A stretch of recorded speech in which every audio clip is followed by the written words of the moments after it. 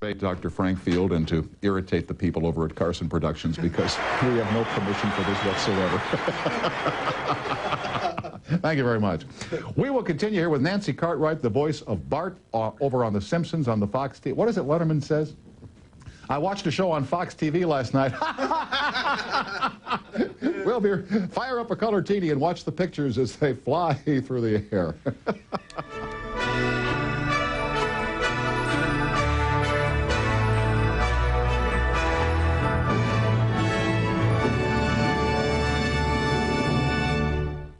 We are back and joined by Nancy Cartwright, who plays the voice of 10-year-old Bart Simpson on the Emmy Award-winning series The Simpsons over on the Fox television network. I've met Nancy before when I did radio for ABC, and it's a joy to have you with us here in the television studio tonight. Thank you. I'm very proud to be here. Now, we gave you something to play with. This is the new product from Nickelodeon. It's called Floam, F-L-O-A-M, and by the way, you can build it, you can shape it, you can bounce it. Is that kind of a, it's a Bart thing? It's very Bart-like. Yeah. He would definitely enjoy having this, especially in school. You are an actor who has worked before the cameras. You are not strictly a voiceover actor. And what I'm wondering here is, and I know I asked you this before, the difficulties of using only your voice and nothing else. You cannot use your face, your smile, your eyes. You can't use your hands or your body in any way. Your voice is the only conveyance that brings Bart Simpson to life. What restrictions does that place on you as an actress? Actually, I don't really see it as a restriction because I do use everything. You know, even though we only have the microphone and you have to communicate through the microphone, I become every character that I do. Can you imagine playing an 80-year-old woman and not feeling that rheumatism in your lower back? Sure. Yeah. I don't know. If I was going to do it, I'd have to bend over and really feel it. And, you know? And then, like, when you're in the studio, the recording studio for Bart, you become him physically, don't you? Sure. You don't just read it off of a page into a microphone. You act it out. No, it's all communication. You know, it's like I have to be able to communicate to the other actors. We're all lined up like old radio. Yeah. You know, we've got the stands there, and being able to communicate. If the scene is with Bart and his mom, you know, Julie's right there, and I'm talking right to her. Now, I've interviewed people who've done voices on Disney pictures. And there, the voices are done, and then the animation comes afterwards. Is that the same with The Simpsons? You do all the voice work, and then they draw to it? Yes. Yeah, it's done the same way. So you're not watching The Simpsons go by, and you're not looping to Bart up there on the screen. You don't see him anywhere. Right, only in post-production, you know, but that's like 6 months later. But the voices come first, and then they do the animation next in the lineup, and they sweeten it with all the music and effects, and then we go in and clean it up. And how did you get this job? Was there a big audition? Was there like a call? Millions of people went, no. Actually, I went in, my agent had set me up for it, and I went in, and I went in originally to audition for the voice of Lisa, but I couldn't get a grip on that character. But I saw the boy sitting there, and I looked at it, and I thought, yeah, I can do that. I can play that boy. So I went in, and I said, I can't do her, but I can do this. Blah, blah, blah, and I did it, and that was it. Just like that, huh? Yeah. Can you turn that on and off whenever you want to? Sure. Yeah, that's great. Now, I know you got kids. I forget their age. Yeah, Lucy's 4 and Jack's 2. Lucy, is she aware yet that her mom is the voice of Totally, both of them. Oh, both even the 2-year-old? Oh, yeah. Jackson says to me he's playing with this talking Bart doll, and he's pulling the string on this thing, right? And it's a little short. The strings are a little short, so it's like, don't have a cowman, don't have a cowman. It's like Bart on helium. I mean, it's hard enough to understand. He's checking this thing out. Look, he looks up at me, and he says, I don't see you in there, Mom. I don't see you in there. Oh, is that sweet? 2 years old, he gets the concept. It's amazing. Oh, gee, that's so sweet. Well, these little guys, you know, it's like... Yeah. Parents to recognize that your child, they're not just children. I mean, they're real people, and to talk to them, they really do understand it. It's quite amazing. Oh, no, listen, I've talked many times here about my daughter when she was a kid, and now I've got a 3.5-year-old granddaughter going on 4. I mean, they know. They get it. They do get it. I mean, my little one was at the house one day, and she looked at the television screen, and she said, rewinding. She knew what video looked like, you know, when tape rewind. They know. Yeah, yeah. My son, we're driving down the road. He sees a cement truck, right, with the trough down. Yeah. Cement's coming out. It's pooping. The truck is pooping. They think in concepts. And I listened to him, and I said, that's right, Jack. That's what's happening. The kids are amazing. I have such an affinity for children, and I love being the fact that I'm the voice of Bart Simpson, that these little kids, I go and I do fundraisers, and I'm very connected up with the community. I was working down in Compton on a literacy program down there, and the kids' response to me, and I love the fact that as a celebrity, I could take responsibility and make changes. Sure. Yeah, it's something I take great pride in doing. Well, now, aren't you involved with something called the Happiness Group? The Way to Happiness Foundation. Yeah, where you work a lot with kids? Right. Yeah, and what is the Way to Happiness Foundation? What does that do? The Way to Happiness Foundation is it's based on a book by L. Ron Hubbard. It's a very common sense book on morals. Wait, do we teach kids Dianetics? No, it's not Dianetics. It's written by L. Ron Hubbard, but it's probably the very first book that's ever been written that addresses morals in our society. It's like today, you look, and it's, you know, with illiteracy and crime and drugs and everything that's going on right now, there isn't anything that we can teach our children, it seems, that's non-religious, that they can get it, that it's very simple to learn, and they can apply it to their lives to make it better. And this is not a religious book. This is not a religious tract that I hold in mind. No, it's totally non-religious. It's very simple precepts that anybody can pick up and follow and understand. This is how I raise my kids. Let me just look at some of the precepts here. Oh, yeah, take care of yourself, be temperate, don't be promiscuous, yeah, love and help children, yeah, common sense, yeah. Very common sense, and it's like in school, you know, sometimes I go to schools and I do speaking events, and I see these kids and what they're teaching in schools. I'm actually I'm appalled by it. Like what?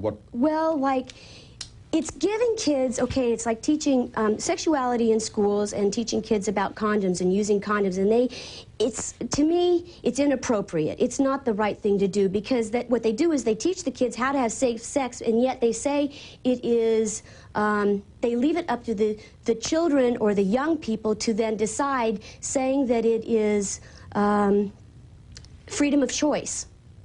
You know, that you have to make the decision. But rightness and wrongness is something that has to be taught. And that's not part of the equation when they pass out a condom to a 5th grade kid. I'm not so far down the road that I don't recall my raging hormones in grade 5. And if somebody had handed me a condom when I was a 5th grader, you know, with those hormones, the minute you start thinking is, wait, they gave me this, they must expect me to use it somewhere. Right. You know what I'm saying? Freedom. And that's part of the equation that's missing in the passing out. Exactly. I'm not saying ignore birth control, but there is such a thing as appropriate and inappropriate timing, and that's a whole other politically incorrect statement. But if I'm politically incorrect, I don't care. I gotcha. Let me do a commercial here, and then we'll continue with the voice of Bart Simpson. I'm Tom. This is the Colorcast. The phone number is up and running at 800-745-2622. And we will continue with you on the phone and us here in the studio right after these messages in 5, 4, 3, 2, go. This is CNBC. Wow, being in show business is like a dream. We're really lucky, aren't we? I wish I was dead. Don't listen to him, kid. This is a dream factory, the birthplace of magic and enchantment. Now I need you to go clean out my toilet. Family humor. We're with Nancy Cartwright, who's the voice of Bart Simpson over on the Fox TV network. When you go out and make appearances, are people ever surprised that Bart's a girl? Totally. Yeah. It still surprises me, though. It does, because we're in our 6th season, and it's been publicly, you know, announced. And, oh, but sure, it's it's no secret, and we're blowing your cover here tonight, you know. Absolutely. Yeah. Yeah, but they are, and you know, I can go anywhere and nobody knows who I am unless I decide to like toss the voice, and then usually do you ever, like at the drugstore, let it go? Oh yeah, I have to. That's very cute. I get the feeling, you know. Here is Scott in Illinois on the toll-free. Hi, Scott. It's Tom. How are you? Pretty good, Tom. How are you? Fine, thanks. Say hi to Bart. He's right here. How you doing, Bart? Hi, Scott. I was just wondering, what was your favorite episode, and who was your favorite guest on the show? It's a really tough one to answer. I don't really think in terms of superlatives. Right. You know, there's so many excellent episodes. When I look back, Bart gets an F. When Bart he was flunking the Yeah. 4th grade, and it looked like he wasn't going to pass, and he made all this effort to learn and everything, and it snows, and he doesn't have to go in, he thinks he's saved and everything. That was one of my favorite episodes. Okay, okay. And another one that we did was the one where Michael Jackson sang. It was Michael Jackson was on it, and that was really fun because Bart gets to make up with his sister. They weren't getting along. There was all kinds of conflicts going on, and he ends up singing this birthday song to her. I love that So one. there's a couple right there, Scott. By the way, Scott, did you have a favorite of any kind? Mine was a long time ago. It was when Bart knocked the head off the statue. It was a long time ago. That was. You would like that one, wouldn't you, Scott? Yeah. And Tom, I got one question for you. I was wondering, do you do any impersonations? I've been trying to call, and they haven't been letting me get through. I was just wondering if you do any really good ones. Who, me? Yeah. No, I don't, but I'll tell you, Nancy does a hell of a faucet drip. Well, could we... Oh, it's true. It's actually better if you close your eyes, but on television. Oh, my. You buy that? Used to drive my teacher crazy. It's driving me a little... All right, Scott, I'll tell you, I do one impersonation and one only. Let's hear it. It's Walter Cronkite. Are you ready? Sure. Tighten up a little bit. Hello. That's it. Oh, my.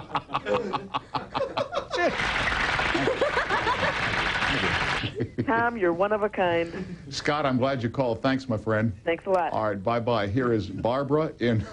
so stupid. Barbara in Virginia. Hello. Hi, Tom. How are you? I'm fine, Barbara, and I hope you are. Just fine, thanks. Nancy, Yes. it's nice to meet Bart Simpson. I enjoy the show. My question is, how did you come to get into doing voiceover acting? Well, when I was in high school, I used to compete on the speech team. It's something that I just started pursuing this because a little bit earlier I got involved in summer theater and did some children's plays. And then when I got into high school, I started pursuing different avenues besides the junior class play and the senior class play. I would go out and compete doing literature like James Thurber. Sure, sure. And I got big trophies for it, and I realized that I made people laugh and smile, and so I continued to pursue that. It's great fun, isn't it? Yeah. I once wonderful. did Patrick Henry's Give Me Liberty or Give Me Death in a high school elocution contest, and got a big statue for it. And I guess Mother Snyder still has it back there. So it's great fun. Yeah. It's great fun. Yeah. Plus, you knew Dawes Butler, didn't you? Yeah. The legendary. Right. I worked at a radio station, and my boss was very supportive of me, WING in Kettering, Ohio. And he referred me to somebody out here in Warner Brothers, who I then wrote a letter to, and she wrote me back. In that letter was Dawes' name, and I called him up on the phone and left a silly message on his machine, and he called me back, and we got in touch with one another. Terrific, He yeah. was interested, and I He was came a out great here to man. visit him. Great man. Yeah. By the way, Barbara, how did the Simpsons cat meet its demise? I don't remember. Got run over by a truck. That was Snowball 1. Snowball 1. Now they're Cat Snowball 2. I know. Anything else, Barbara? Yeah, you were talking about young children recognizing things. When my youngest niece was about 2 years old, you would ask her what Maggie Simpson does, and she would do that facial movement like that the baby does with the pacifier. And you'd say, what does Baby Simpson do? And she'd just make that face and do it. Yeah. At 2 and younger. Yeah, it's great.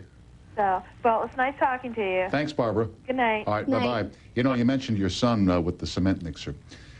Does it amaze you as a female to discover that we possess something called the truck gene? Little boys have the truck gene. It's true. Isn't it unbelievable? It's totally true. Yeah. They're different. Yeah. They're different than girls, and Yeah. it's a marked difference. Yeah. He just does a thing. He's so happy. Give him a truck or a car, Oh, man. and he does it. And Lucy. I remember when I was a kid, when they were paving the alley. We were in the first grade. The biggest thing was to watch them come home and pour concrete all afternoon. We'd just spend hours just watching them pour cement, watching it harden. You know, it was fabulous. Here is, come on, you people. It's a rough crowd here, I tell you. Well, it's Bart Simpson. Come on, they're kids. What? It was a good line. Suzanne in Wisconsin. Where in Wisconsin, Suzanne? Superior, Tom. Hi, how are you? Boy, that's way up north, kid. Yeah, it sure is. I was wondering if you'd ever been here. Sure have. Sure You have. huh? Sure, when I was a kid, we were there many, many times. Oh, for heaven's sake. Yep. I always wished I could meet you. Well, you could have then. Yeah. Well, And you can now if I ever come back there. yeah, I'd really like to. Good. I wrote you a couple postcards. I don't know if you ever got them. But Well, we get a lot of mail here, Suzanne. I'm doing the best I can. Right, but this is the first time I've even gotten the phone to ring to get through to your show. So I was really excited to get Well, you wouldn't want to waste that opportunity now, would you? No. Just kidding, I'm playing. Suzanne, I got to do a commercial. Can you hold on for a few seconds? We'll have you right back on the air here, okay? Sure. Okay. Thanks, Suzanne. Okie doke. Okay, we'll continue with Nancy and with Suzanne, and we have a little surprise for one of our viewers out there along the toll-free highway, which may amaze and interest our viewers and may not even happen at all. We'll take it down the runway and see if it flies after this. That's done in Flint, Michigan. Have any of your workers ever had their hands cut off by the machinery? No, And then the hands started crawling around and tried to strangle everybody? no, that has never happened. And he popped eyeballs. Do you break up when you're doing it? You Oh, yeah. You have to. Anyway, Suzanne, we're back on with you here in Superior, Wisconsin. Go ahead, please. Okay, I was going to ask Nancy if there was ever a day when she just couldn't get into the voice of Bart when you were supposed to. The only time I couldn't get into it was when I was pregnant. It was like, oh, my water broke, I'm out of here. And I was like, I don't have any problem. Oh, gosh. I always thought that would be a fun thing to do, cartoon voices. Or I know when I was a kid, my sister once, I'm not my sister, but my cousin, made me sit underneath my aunt's picnic table all day long until she taught me how to talk like Donald Duck. Anyways, it was fun. Suzanne, could you give us a little Donald Duck before you go out of here?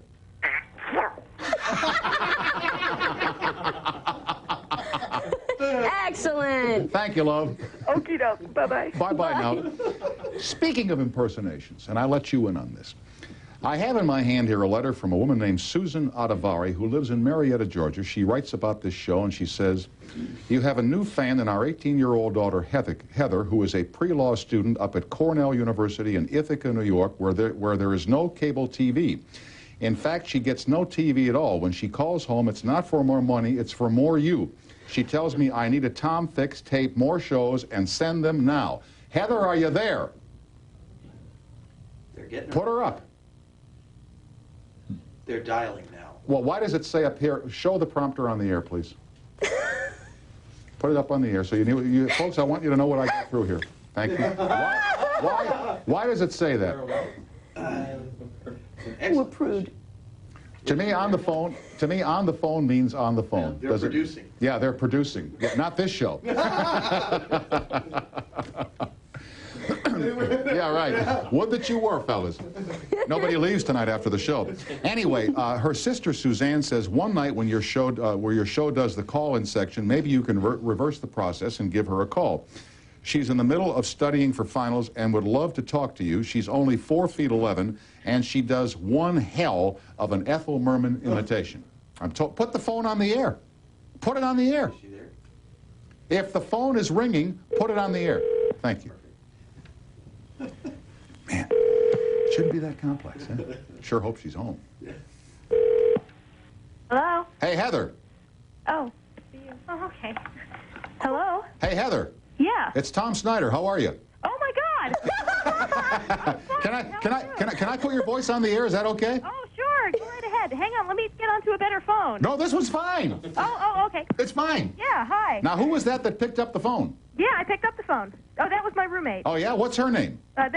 Cynthia Lanier. How's she doing, okay? She's doing good. She's Good. eating applesauce. Listen, your sister, she what? She's eating applesauce. Okay, good. Keep her quiet, okay? Okay. Listen, Heather, I got a note from your mom, Suzanne, in Marietta, Georgia. That's my mom. And she said you're up there studying for finals, right? That I am. And that you watch our show on tape because there's no cable in Ithaca, or the cable in Ithaca doesn't have us. Right. Okay. Right. She says to me that Heather does one hell of an Ethel Merman. Is that true? That I do. Like what is your favorite Ethel Merman song?